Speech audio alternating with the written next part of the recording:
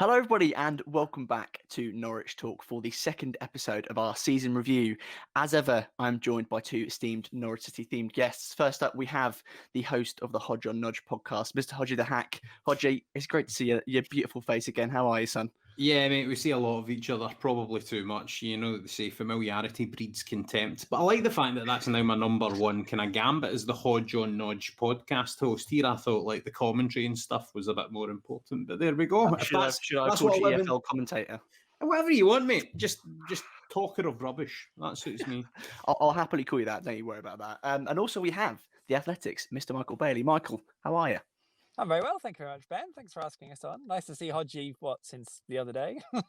Yeah, like me and Michael are essentially having like 4 or 5 Zoom dates a week at the moment. Like, I don't know, he's the one that's married, so that's the one that. I think I have married to the job, wife, but that's fine. Yeah, married to that as well. Yeah, that's true. Yeah, that's it. Wonderful. Michael, can you just also clear up for us that you are not living in your car? You've just been somewhere, and everything is okay. Yes, everything is fine. I've not been chucked out yet. I am on the road. I'm not. Yeah, no, I should be able to. Yeah, because we've spoken to Stuart Webber today, so I'm currently still in the Colney car park. Been a long and lovely day, and it feels quite end of term time to go home now. So yeah, it's been a good one. Wonderful. Some exciting stuff to come. Yeah, we used to have a thing like when we left school where we would like throw eggs at the windows at the end of term, but maybe that's just Scottish people being bad. You're not going to be doing that at the Lotus Training Centre, I imagine. No, I'm more worried about someone doing it to me, to be honest. So I think I'm all right if we don't do anything too, conspicuous. Brilliant. Right, chaps, we're going to pick up from where we left off from episode 1 with Mr. Chris Gorham and Connor Southwell. We ended, I can't actually remember what game it was specifically. I think it was the Luton defeat away. And we're going to start with Sheffield Wednesday at home. And I believe, please correct me if I'm wrong, fans were there for that game. Now, Michael, I'll come to you first because obviously you were at that game. It's a bit of a cliche question, and I was thinking of how to phrase it without sounding so sort of basic. But did the fans have that much of an impact on that win? Yeah, they did themselves have an impact on the win. I don't know if it was the most overriding factor because Norwich were in the middle of an injury crisis. I thought Luton were excellent. They pressed really well. They did everything Nathan Jones would have wanted them to do. But they did have an impact because they were spread across all 4 sides of the ground. It's quite a small ground, Kenilworth Road anyway, and holds the noise quite well. So they did make that impact.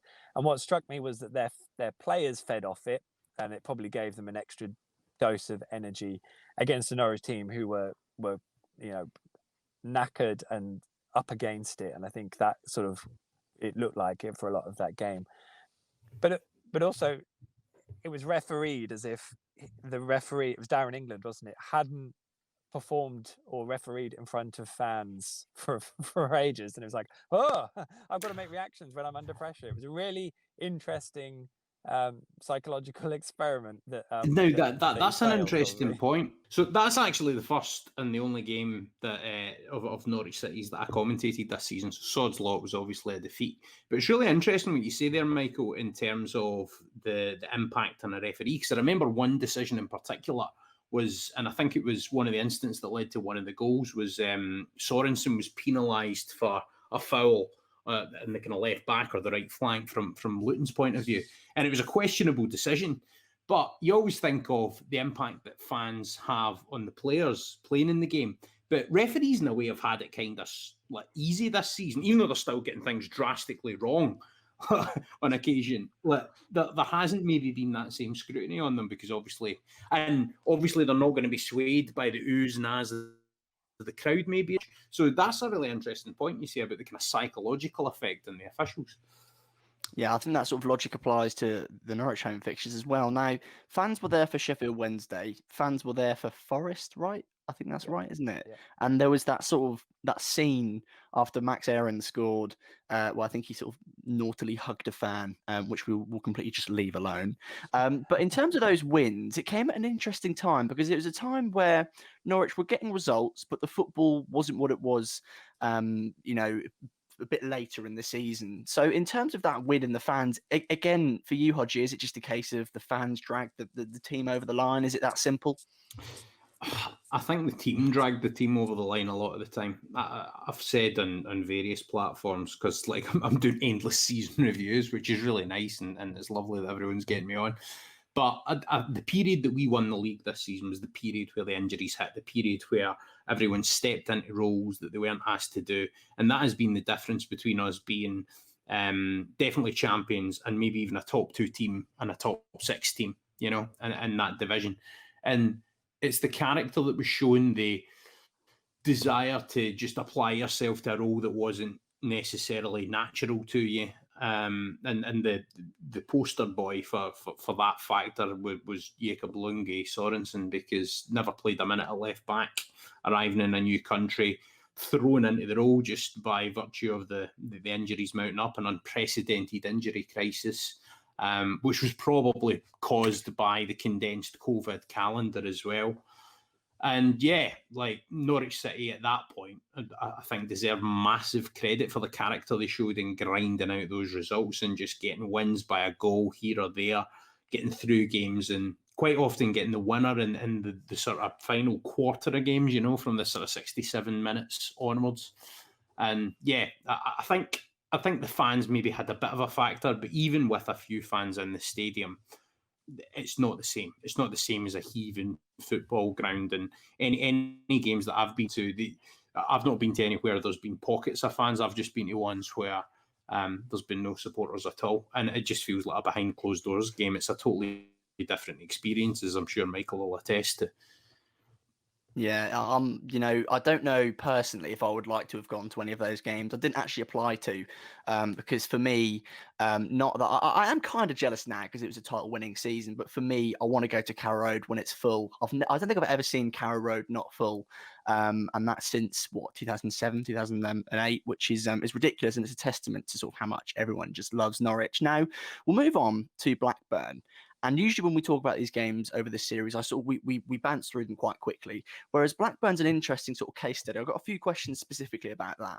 The first one is just about Teemu Pukki. I'm going to open the floor to sort of between you both. I'll let you decide who has a monologue about Pukki, because there'll be many had throughout this series, won't there? That was his second in that game was his 50th for Norwich, which was obviously equaling a 1-2 record, which, as we will always say, is just ridiculous, especially for a guy of Teemu Pukki's age. Not that I'm saying he's old by any means. It's just that typically 31, 30s, maybe just beyond your peak a bit. So yeah, I'll open the floor for a little Teemu Pukki rant if anyone fancies one. I've lost track of where I've said what now, but I know I spoke recently. And I did this where I went on about how much I love him. I think he's brilliant. I think so much of what he does embodies what this football club has tried to do. And I don't think he was brought in to do that. I think it's been about more than that. And it does throw into the mix. We get so het up on whether something is a good decision or a bad decision, a good piece of recruitment, a bad signing, a good signing. I mean, sometimes you can't fathom whether it's going to work or not, or it's going to completely bomb when you think it's got everything going for it, or it does the opposite. And I honestly think that Teemu, his move here has sort of infiltrated so much more than simply his presence being at the club. I think that how humble he is, his attitude, his selfless running, yet his quality of movement, his wonderful finishing so much of the time, because I've yet to see a striker who is 100% clinical. That has infiltrated other elements of the team. I remember writing a piece on, it was several weeks, I think, after that Blackburn game, just to try and offer the fact that as much as Teemu's goals are amazing, and let's be clear here, the guy has got one of the best strike rates of any striker in 119 years of Norwich City history. Like he will be so fondly remembered and should be. Yeah, he makes so many runs for, and he wins the ball. He works so hard, and sometimes he puts the press in that creates opportunity for someone else, or he takes someone out of a game to create an opportunity. And that's why the development of the partnership between him and Buendia has been so crucial this year, especially, and also Emi's defensive work plays a huge part in that too. So I mean, I just thought that it was a wonderful occasion. I remember having a piece ready to go on his 50 goals, and it was quite a deep analysis of them all. And I was just struggling to get it finished on time. And I was going into these games hoping he wouldn't score. And I think he was about 4 short. And I was like, it's okay, I'm going to have several weeks here. And then he scored another, and I was like, oh, I'm going to run out of time. And it just Blackburn, bang, to get it in a brace, to mark it with his 100th game, I think it was, wasn't it? As you said, Ben, for his 50th goal.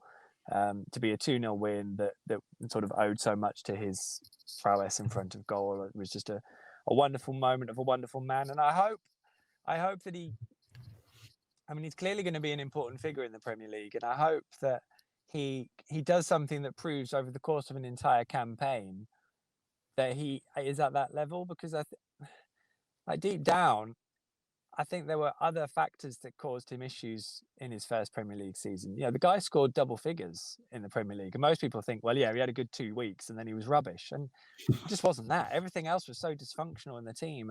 And then I think the confidence factor did impact him a bit from then on in as well.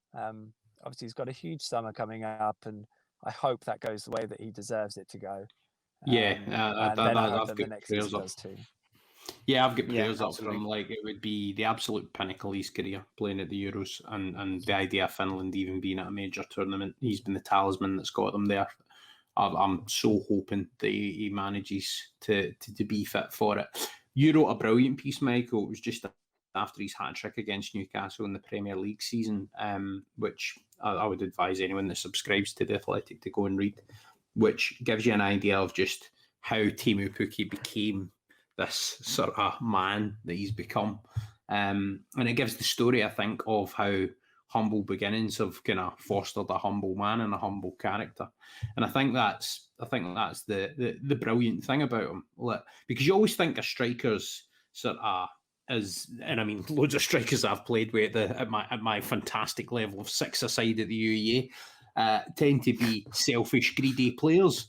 Teemu Pukki's not a selfish, greedy player. And I really think that ridiculous decision against Spurs was such a turning point in Norwich City's season. And we were so reliant on Teemu in that Premier League campaign. And it was as if after that, just the confidence seemed to drain a wee bit. Just on the Blackburn game, though, as well, that was the game that McGovern made the brilliant save, I think, wasn't it? Yeah, you've taken that right out of my mouth. I was going to reference that. That's my save of the season, that is. Absolutely love that.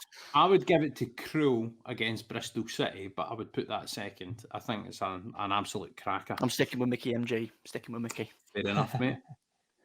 Yeah, do you know what, McGovern, when he stepped up, and I think this is sort of relevant for the previous couple of games, I think, isn't it? I was worried. I think naturally you would be. The players definitely weren't. We saw after the Stoke game their sort of social media reaction, didn't we? They all love him. They all clearly have faith in him, and that paid off in a couple of games. And again, to reference that Blackburn game, what I'll do is I'll chip in on the Pukki love, because I would very much like to do that.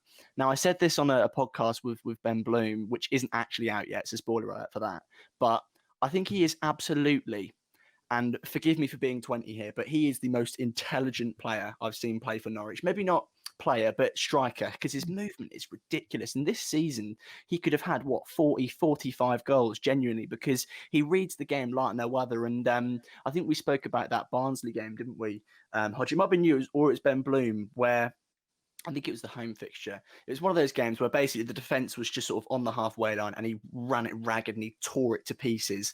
And it was ridiculous. And he's made a career of that so far at Norwich, hasn't he? And yeah, if he misses the Euros, that's devastating for him, because I've never spoken to him, but from what you see online, he's just a thoroughly nice chap. So really, as a human, you want to see a nice guy do well. Now, what I'll do is I'll move us on to the Cardiff win. And I'll lead the charge for this, because for me, that is the most convincing performance I've seen all season. That marked Todd Cantwell's first goal of the season.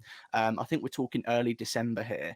And it was the 2-0 victory at Carrow Road. And that was a Norwich City performance that, for me, was absolutely just complete.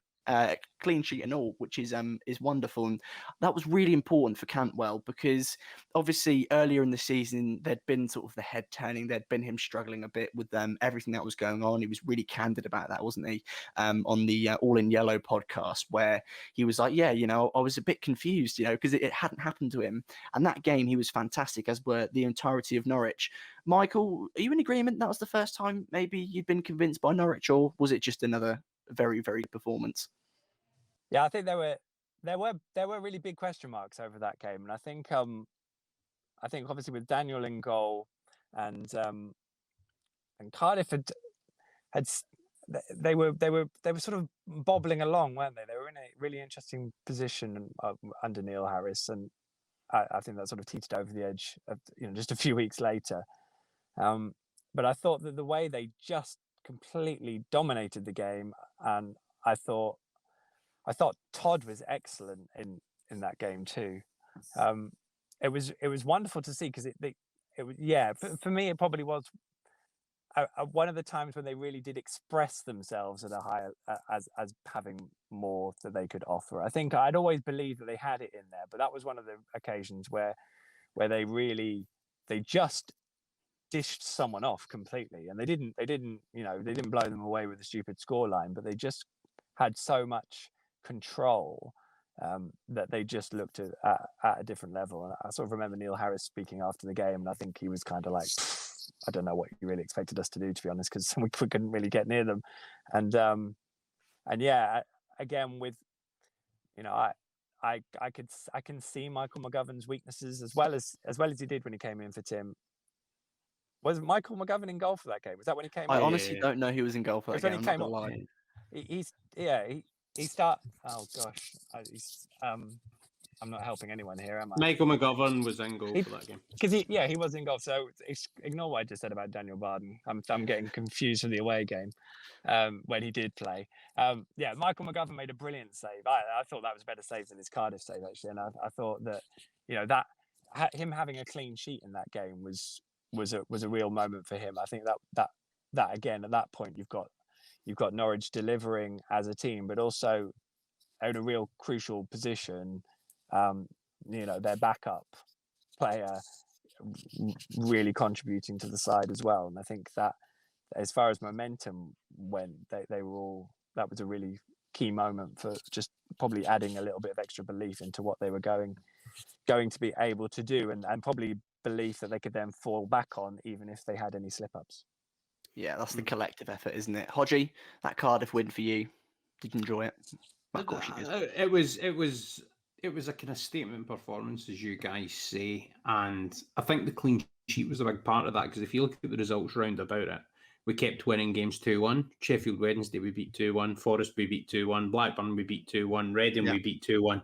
Then suddenly we won 2-0, and everybody thought, like, right, so, and we it was about control, and it was about you'll hear like Pep Guardiola, who may have been watching the game, given some of his comments earlier in the season. Pep Guardiola always goes on about control of games and making sure that you've got a stranglehold on it. And Norwich had that against that Cardiff team. And bear in mind, that was a Cardiff team at that point that would have had very, very credible and realistic playoff aspirations. They fell away. But it was a team, and once Mick McCarthy kind of came in and sort of rebuoyed them up, you see, in a kind of workman-like way, they will probably be a playoff threat next season. So it's not a bad outfit. And the sheer gulf and just the type of football we were playing, the way we were playing it, the way we imposed our game upon them was very noticeable in that game. And people, I think, at that point sat up and took notice. And then, of course, Norwich beat Norwich on Boxing Day in the next game. We lost at Watford. So, yeah, so Norwich City, should we be concerned about the fact that we lost games against the likes of Watford and Bournemouth? Should that be a concern heading into next season? Or should we be sort of quite happy at just the level of consistency we showed against the rest of the teams in the league? I mean, how much of a concern is that for you guys? Not a concern at all for me, because there was, 42 other games played this season where we were, pretty good for most of them, and the odd loss on Boxing Day. It's the same for the end of the season, isn't it? Towards the back end of the season, it's just context is the key word. Yeah, I'll let Michael answer, because for me, I'm not worried at all. The Watford results worry me a bit, and some of the trends of what that was, and also what the two clubs look like this season. So again, we can kind of disregard maybe Norwich finishing above Watford. Ultimately, Watford spent less time behind in games and more time ahead over the course of the season than Norwich, which to me was quite a key indicator as to how the teams fared that went up 2 years ago. The difficulty is, I suppose, there are extenuating circumstances in each of the games, and there are caveats to all of them. So it's not a straightforward argument either way. But I do feel that they are really useful grounding tools, because if people think that the fact that Norwich have got 97 points and won the championship means in itself they will be a better Premier League team next season, I just don't think that's the case. I think they've done that for this year. That's achieved this season. But it's irrelevant, really, to how Norwich deal with playing a better quality of side every week in the Premier League, as we found out, the previous year. So there are other elements that make me feel more confident going into next season. But I'd be lying if I said there weren't still things in the back of my mind that I'm conscious of. No, I'm putting my faith in the recruitment. That's me personally, anyway. Yeah, I mean, I share some of your concerns, Michael, and it's why I asked the question. But I think for me, the main difference is we've not had to do roller coaster wins every time, sort of, as we head up this year. It's not been that dramatic, sort of brilliant attacking football all the time, sort of topsy-turvy games. There's been so many of those games where we've just controlled it, or where we've eked out a result. And a lot of that's been built on the strength of the defensive six in the team, or seven if you include the goalkeeper. So I think that's the bit of the team and the way that it's been structured and the way we've gone about it. There's been periods of glorious football, but it's been more efficient at times. And I think that sort of ruthless, efficient streak is something that gives me some confidence heading into the Premier League campaign. But obviously, it's a massive summer lies ahead of probably ins and outs. And there might be some that sort of take our breath away in terms of people that leave. But you've just got to have that faith, as you say, Ben, in the recruitment team to try and replace them with people of similar quality. I think Stuart Webber will have a point to prove as well. Like, he's when he's on camera, he's very focused and he's very much like going to get on with it. Don't listen to the noise, but he'll definitely have a point to prove to at least himself. Because, I honestly, I wish I could remember who said it. It might have been Chris Gorham who said that he still needs to do it at an elite level, which is the Premier League. So I think maybe it'll be a bit of personal pride for him. Obviously, I think you guys know him way better than what I do, but that's just my opinion now. What we'll do is we'll glide through a couple of these results and mention them in passing. We don't need to talk about a 1-1 draw against QPR at home. No one would sort of benefit anything from that, really, would they? And then you've got a Barnsley win, which was 1-0 at home. And I'll just casually mention Buendia's just unbelievable goal from that McLean wonderful through ball. Like, that was just ridiculous. And I believe that's the second time he's done that in his Norwich career. I think he did that against Brentford, and that was his first goal for Norwich, wasn't it? So that was full circle for him. We've mentioned Dan Barden, haven't we? And sort of, again, there's not much sort of, you can't say anything new, can you? Because it's about this idea of academy players being ready, everyone playing a role. It's all that nonsense that we've been spouting this whole time and, throughout the season, haven't we? I want to talk about Jordan Hugill next, and I'll come to you first, Michael, for this. Jordan Hugill, he stepped up, and I don't know what your guys' thoughts on him were before him sort of coming in. I think it was that 2 or 3 game spell before he then got injured for the injured Teemu Pukki. I was concerned is the wrong word, but it wasn't Pukki, which was my issue. Jordan Hugill is not as good of a striker, as good of a finisher as Teemu Pukki. Obviously, he wasn't signed for that. But what did you make of Hugill in those couple of games? Because he grabbed I think it was 3 goals, wasn't it? I thought it was really encouraging because Teemu and Jordan are such different players. you can't approach the game in the same way regardless of who of those two is playing. You have to do things so differently. And I thought he was, especially the Bristol City game. I mean, that was him really coming to the fore when needed. So I thought that was a great moment for him. Again, a real genuine contribution for someone who'd contributed a lot off the pitch, but I think to have seen it in the ground, I think was great. And I think Norwich fans would like a lot of what they've seen of Jordan in terms of what he does. I mean, he is occasionally a wrestling match waiting to happen, but I think he quite likes that. So I think, again, he's played his part there, and I think he's a really interesting character going forwards as to how that develops, because I think Norwich do need to hone what they do to get the best out of him, and I think they've still got to work on that and what their expectations are with him. And also, if he's going to be this bounty great character that gives them that, that's brilliant. That is probably harder to do in a side that's losing 5 games and then winning 1. So that almost becomes more important for the person themselves to be able to do it, and also sort of the environment to be receptive to that, especially if he's maybe not playing, because it's hard to see that dynamic changing in the Premier League in terms of between Teemu and Jordan. So I think he's been a brilliant signing for what they've wanted to achieve this year, and I think there's a lot to prove as to what that looks like next season. Would be my answer.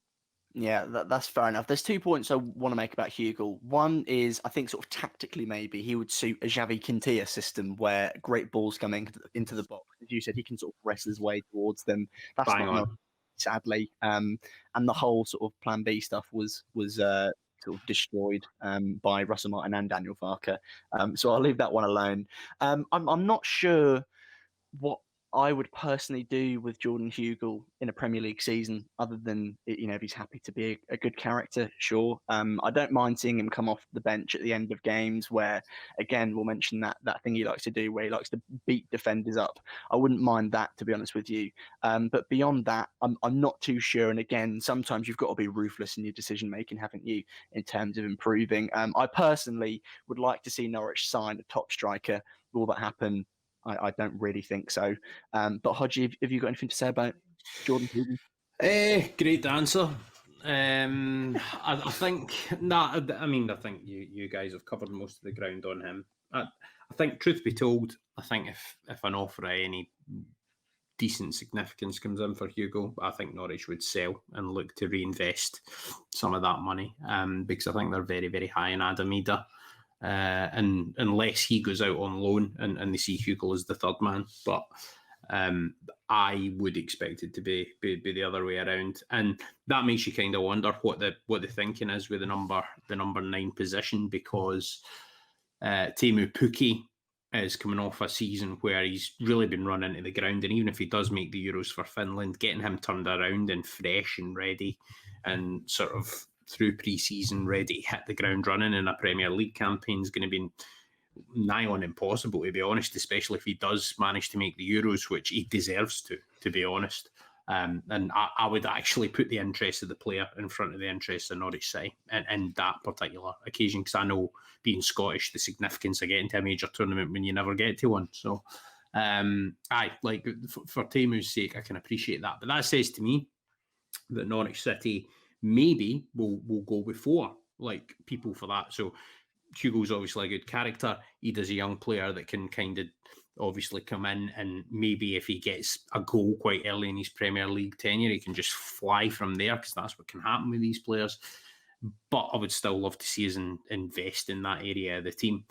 But yeah, it's going to be an interesting one. But Hugo's worth having around for his sort of bouncy nature and character, and he's been a guy that's been really enjoyable to have at the club. He'll always be remembered fondly by teammates and by people on the outside, I think.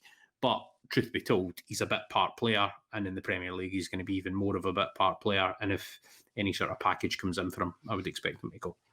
Yeah, I think the role for him when he came in was similar of Jordan Rhodes, wasn't it? In terms of, it was never the long-term solution, was it? It was mainly, and I don't want to say a quick fix, but a quick fix, kind of. And I think you're right in terms of if he was, an offer was to be put in by a championship team, one, I wouldn't be surprised, and two, it would be sensible to accept it. You mentioned Adam Eder there, who there's just more longevity to him, and that's because he's almost 10 years younger, isn't he?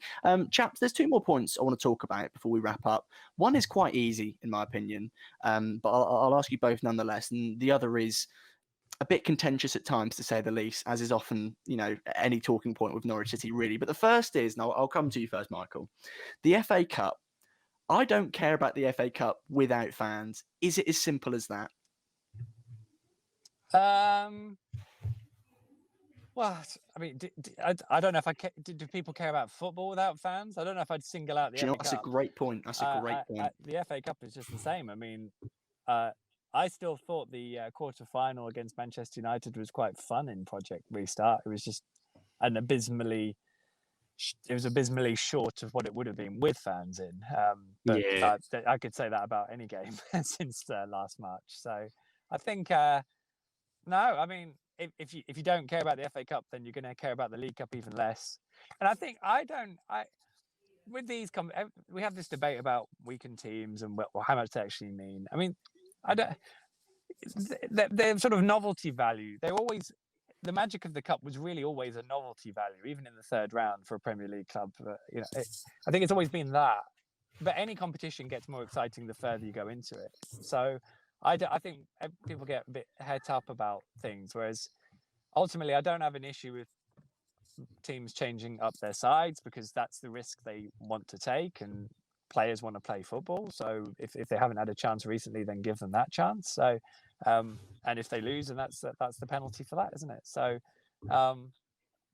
but it is, it's difficult in Norwich's position at times, because you're either trying to get promotion or you're trying to survive relegation, and that will always be a much more important goal than an FA Cup third, fourth round tie. So and that's that, really, isn't it? I don't think it did any Norwich particular disservice to lose at Barnsley, and even Daniel Farke would say they basically forewent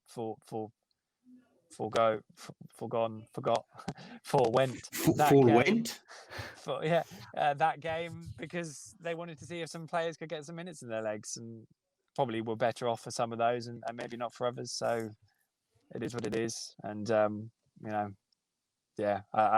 struggle to have an opinion either way, actually, to be honest, but because it's just football, isn't it? I mean, if you say that, then the credibility of the podcast just disappears, doesn't it? But it's a fair point nonetheless. And the way I sort of differentiate between the two, the league and the cup, is the league behind closed doors, which, as you're right, is just dull. But equally, it means we get to watch Premier League football next season, hopefully, a full Carrow Road. Whereas for the cup, meh. That was my reaction when Norwich went out. It was just, all right, cool. We'll go again. So in the Championship, right, I accept that perspective. In the Premier League, I don't, because obviously in the Premier League, we're fighting against relegation. Like, the chances of us making Europe or something are pretty minute. Whereas if we get a run in the cup, we could make Europe, even as a losing finalist, potentially. And if you ask any Birmingham City fan, if they would, or like the vast majority, I would imagine, if they would, or Wigan Athletics, an even better example, if they would swap winning a trophy and going out of the Premier League. I mean, if their club had gone bust, maybe. We had that discussion, didn't we, last season?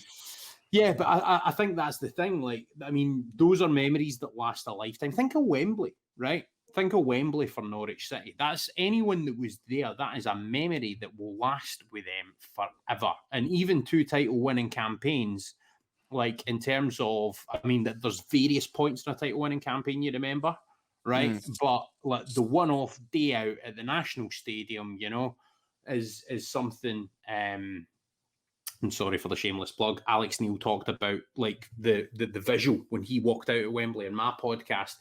It's something that not just us, for us as fans and journalists and whatever, remember. It's like the people involved in it remember that.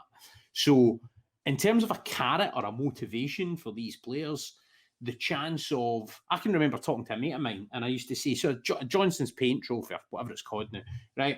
Like, I mean, did you really get up for those games? And he went, aye, mate, it was another chance to get a game at Wembley. And I was like, oh, right, I get that, And it's the same for Norwich City. In the Premier League, that's our chance to get a run in the cup, do something memorable. And I mean, even beating Spurs away was like an amazing memory, and that was in an earlier round of a cup competition.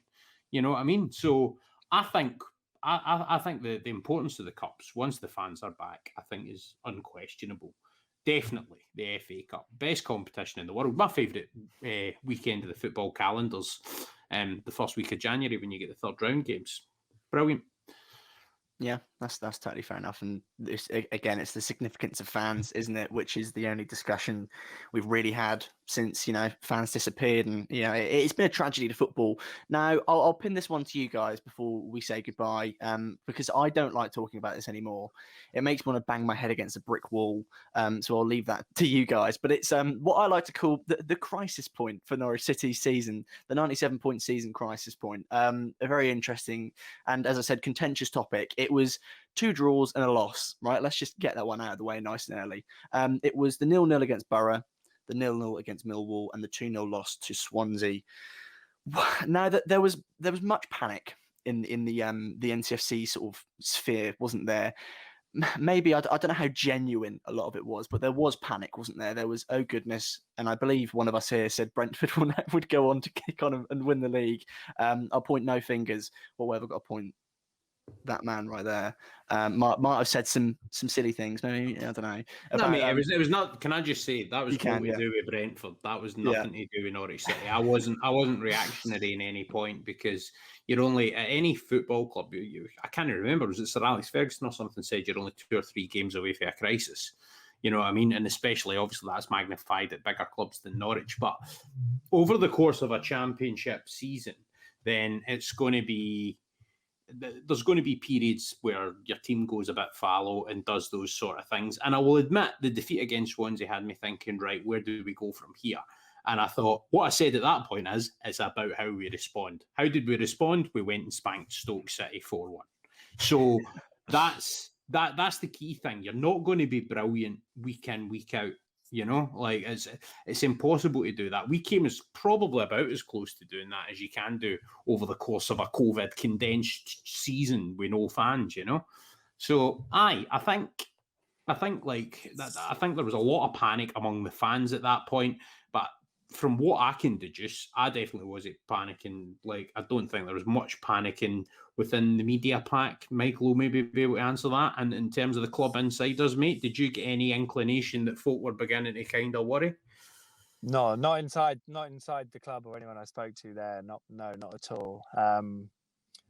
I mean, media pack, I don't know really. We all just sort of cover it, don't we, really? And I certainly, where you was probably sat, Ben, and with a lot of the supporters on social media not being able to sit in the same room as each other and things like that, I could sense that people were fretting. I think my overriding thought was it could go one or two ways, because I felt that there were so many extenuating circumstances to that week that culminated at Swansea. That there was enough there to think, well, this will sort itself out once Emmy's back. To be brutally honest, I thought Daniel Farke dealt with it pretty well as well.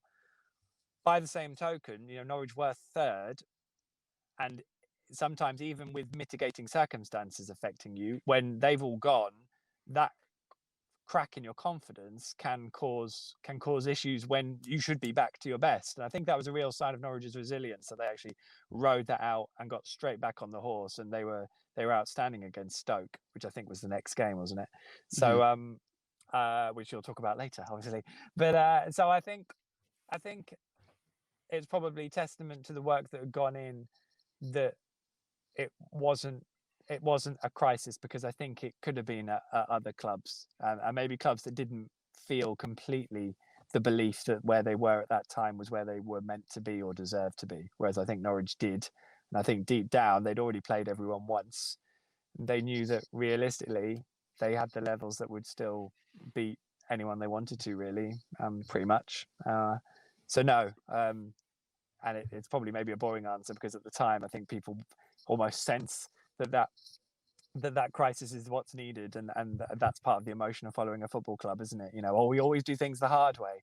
I mean, Norwich haven't done things the hard way this season. They've done it the really easy way, and with real refreshing. Quality.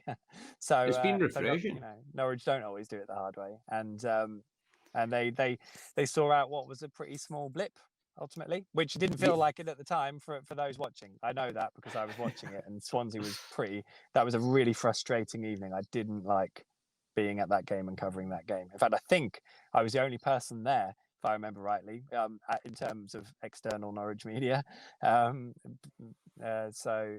That wasn't a very worthy journey then, was it? That's a very long journey. I'll tell you, like, I get the frustration that night. Like, it was the nature of the goals we conceded and stuff, and just the way the game sort of panned out, and the lack of response, really, after we sort of went behind. And I can kind of get why people were being reactionary, but you always get that in the social media age where people just sort of lose their heads a wee bit after a small blip. And if we're talking about 2 points out of a potential 9 as like a crisis period for a season, then I mean it's not that bad, really, is it?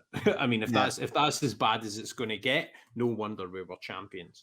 Yeah, I called it a crisis point to Ben Bloom. We just sat there and laughed for about 30 seconds because that's all you can really do. And I won't go on for more than 10 seconds about it. It was as simple as wait for Buendia to get back, win the league.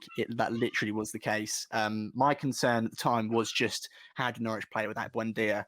But we'll worry about that when the time comes, I think, because that tap has run dry within my mind, to be honest with you. I am sick to death of imagining life without Buendia. I'd rather just get hit in the face by it when it inevitably happens. I'm sorry, chaps, we didn't get to talk about more wins, really, but I owe the ACN boys for because I've got them for part 3, and the last time I had them on for the review, it was the post-lockdown football, which was just horrendous. Yeah, it was awful. So I thought I'd give them all the nice games to talk about. Hopefully that'll make them like me again. Maybe They deserve it. They deserve it. Good for them. They do, absolutely. But yeah, chaps, it's been, love them so much, and the stuff they do is ridiculous. And now you're making me think of a full Carrow Road with the flags, and it's making me sad, Hodgie. So cheers very much for that. But soon, mate, soon indeed. But chaps, it's been an absolute pleasure. Hodgie, I'll ask you both if you've got anything sort of exciting brewing that maybe you want to plug. And I say plug, I think everyone who's here will be aware of it already. But Hodgie, have you got any pods you want to announce or anything? No new ones coming out yet, but there is stuff in the works. Hodge on Nodge is now 3 episodes old, 3 very different episodes, more and more to come. Go and watch the Cedric episode. I watched that last night, and that was like I could listen to Cedric talk all day, and I was very pleased with the way you kept up the Cedric for his first name. Well, je parle français, Michael. Voulez voir ça? Oui, yeah. I remember Michael being sort of semi-spellbound when I just spouted a question at Seb Basong in French once at a presser, which not a show off at all. He didn't know what he just asked him. I was like, what? What's he asked? Anyway, is that on video? Can we? No, that was just exclusive. Hodgie talking to Seb Basong in French. Well, no, do you know what it was, right? I was just being a bad journal pal because I just thought I'll bag myself a wee exclusive here that none of the rest of the guys know. No, it wasn't that at all. It was basically a means of trying to ingratiate myself to Seb Basong in the hope that he would be nice to me, and then actually towards the end of the season, brand nose. Is that what we call it? Yeah, you could do. But at the end of the day, it didn't work because the last time I spoke to him, he was in a total huff because he was never playing. So, that didn't actually have the eventual effect that I was hoping. But like in terms of me, I've launched Hodge on Nodge. I'm glad you enjoyed the Cedric conversation, mate. It was it's Mental Health Awareness Week for anyone that doesn't know. As we record this, I think it might go out after that's over. Yeah, Friday, yeah. Yeah, but so Mental Health Awareness Week is the time to talk about it. It's an important topic to speak about. Cedric is one of the most eloquent and brave speakers on the issue of mental health. He talked about the sort of darkness enveloping him and how you get to the point where you actually sort of get to nearly taking your own life, which is really harrowing to listen to, but it's a really important conversation to have because people that are feeling in a bad place, sometimes knowing that other people have felt that way can be something that helps you. So that's why I had that conversation. Episode 2 is a season review with Jeremy Goss, who's an outstanding tactical analyst at everything to do with Norwich City. And episode 1's Alec Neil talking about his time at Norwich City for what I think was the first time in any sort of great detail. Nearly 2 hours worth of the man, and with a great tan as well. So definitely worth a wee listen. And I've had loads of support from the whole Norwich City community, which is full of so many good channels and everything, like sort of doing stuff. Michael, yourself, we were on with the Canary Cast boys, Jackie and Chris. There's hundreds and hundreds and hundreds of stuff. The Pinkin, obviously. So, just to sort of you can't forget anyone there. If you miss someone out, that's terrible. If I have missed anyone out, I am very, very sorry. But I think everyone carries value and does something a bit different. And hopefully my podcast does that as well. So thanks for giving me the chance to talk about it. No worries, my friend. Michael, anything exciting brewing for the Athletic? A week off. I think that sounds exciting nice. For you. That's fair enough. That's fair enough for me. I think there are loads of plates spinning, to be honest, and I certainly won't be having a summer off. And I think most people who like reading about football know what the Athletic is and how high the bar is for what you get to read on it. So I would simply say, if you haven't subscribed yet to the Athletic, have a little look, because I think you'd find it's worth it. And to be honest, I'm not talking about my stuff there. I'm talking about it as a group of incredibly talented people that I get to sort of tag on the coattails of, which I feel very privileged to do. And the fact that I get to cover Norwich while I do it is a Brucey bonus. So yeah, the Athletic. That's what I would say. Other than that, I'm here. Do you know another thing though about the Athletic is me and Ben both have like a sort of an interest in basketball, and even like if you like your football, the Athletic's got great sort of a long, in-depth feature, tactical analysis, all different types of content. But if you want your American football or American sports fix, the Athletic's great for that as well. Like I love Josh Robbins. All started over there, didn't it? The Athletic. Yeah. So started in the US. Yeah. Good mix of stuff, even out with the beautiful game, even the nearly as beautiful games. You can get maybe stuff. more sports in future as well. Who knows? Oh, no. Do they do tennis? The Athletic? Maybe. I don't know. That's not me plugging anything. Well, right. I thought you were giving us an exclusive. No, but I would be amazed if they stopped where they are now. So yeah, world domination. Why not? They're here for good. Is the main message there. The Athletic are here to stay, which is wonderful for those that read the Athletic. And I am buzzing for the NBA Athletic coverage of the playoffs. I am so excited for that. I'm sure me and you, Hodgie, will enjoy that together, won't we? Mate, you can also check out Hodgeythehack on Sky Sports NBA coverage. Yeah. So there we go. You guys do so much, and then there's me just chatting waffle about Norwich City. Nor do I plan to stop. It's been a pleasure, Ben. Thank you for having us, mate. Beautiful waffle, Ben. Oh, wow. I'm blushing now. Cheers, guys. It's been an absolute pleasure. For those listening, watching, whatever, if you could leave a little thumbs up, that'd be appreciated. And subscribe too if you enjoy the videos. If you don't, I mean, fair enough, to be honest with you. I'm sure you subscribe to one of these guys at the very least. But yeah, I'll see you in the second part with Along Come Norwich. I said second, I meant third. Yeah.